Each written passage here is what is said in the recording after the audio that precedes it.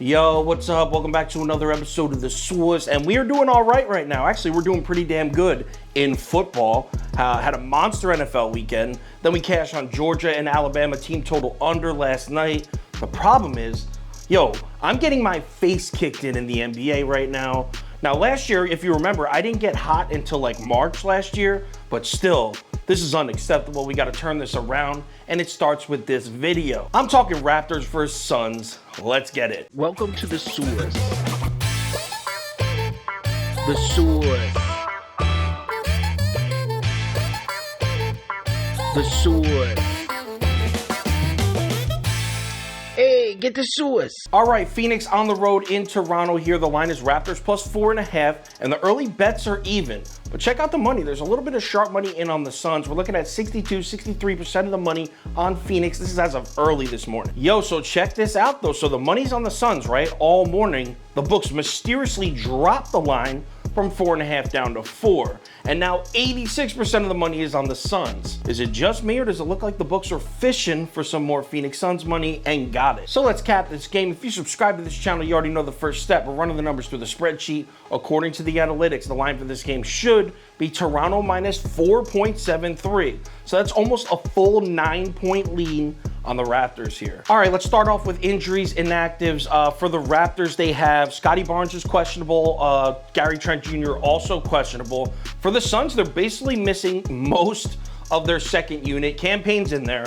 But other than that, I'll put them up on the screen. They're missing 3 guys out of their second unit. All 3 of these guys are role players that regularly see minutes for the Suns. So even though their starting 5 is there and Campaign is there, they have like their top 6.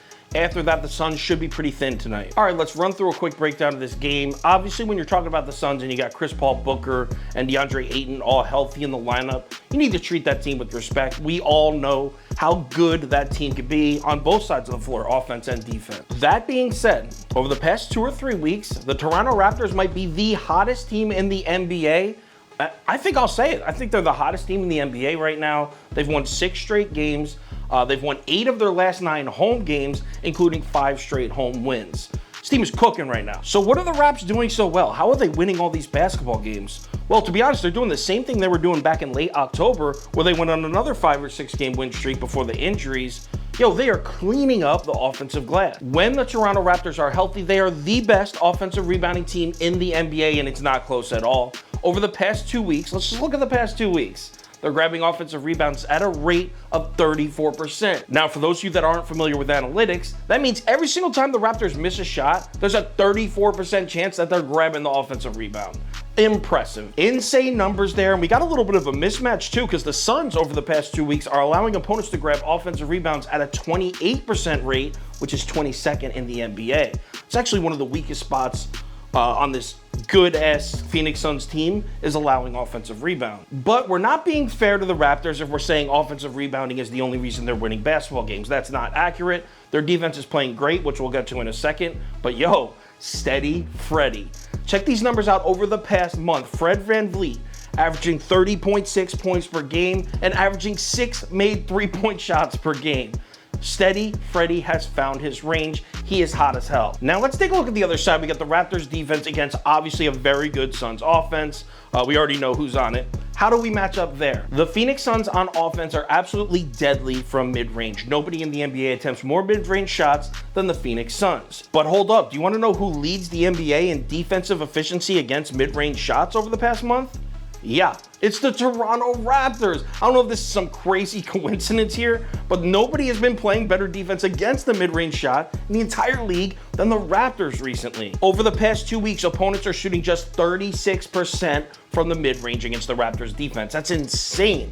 Playing outstanding defense on the inside, on the mid-range and the interior. The Raptors' weakness on defense is actually the 3-point shot. Now, here's where the numbers get a little deceiving, because some of you will look at 3-point percentage and be like, the Suns are 3rd in the NBA in 3-point percentage over the past 2 weeks. They should cook on this weaker Raptors perimeter defense. It's towards the bottom of the league in the last 2 weeks. So the Suns should have a 3-point party. But here's the thing, you can't just look at 3-point percentage. You also have to look at 3-point frequency, because if you look, you'll notice that the Suns are 21st in the NBA in 3-point frequency, meaning they do hit their threes at a high rate. they just don't take many of them at all. Honestly, this is just too perfect of a mismatch for me.